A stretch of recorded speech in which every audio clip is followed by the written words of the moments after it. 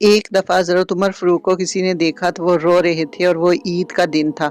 वो शख्स आपके पास आया और कहने लगा कि ए उमर, आज ईद का दिन है, सब लोग खुशियाँ मना रहे हैं और आप रो रहे हैं। कहा, मैं इसकी वजह जान सकता हूँ? तो हज़रत उमर फ़ारूक ने अर्ज़ किया, खुश तो वो हो ना जिसको पता हो कि उसकी नमाज, रोज़ा और सारी इबादत कबूल हो गई हैं और उसे जन्नत की बिशारत मिल गई है, लेकिन मुझे तो ऐसा कुछ नहीं पता कि मेरी इबादत कबूल हुई हैं कि नहीं।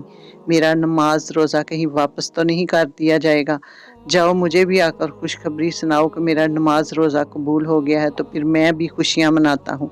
अल्लाह तो बहुत बड़ा बेनियाज है। अगर कह दे कि मुझे तेरी इबादत कबूल नहीं है, तो फिर बताओ उमर किस चीज़ की खुशी मनाएगा। अल्लाह अकबर।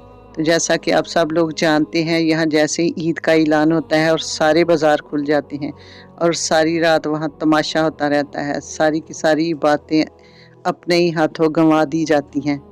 तो प्लीज़ जो आपने अमल किए होते हैं ना रमज़ान मुबारक में, तो उन पर रोया करें, कहा करें, या अल्लाह हम तो इस काबिल ही नहीं थे तेरी रहमत के, तूने हमें रमज़ान देकर बड़ा करम किया है, हम सब को माफ़ कर दे, आमीन। अगर वीडियो अच्छी लगी है तो प्लीज़ इसको एक दफ़ा ज़रूर शेयर कीजिएगा।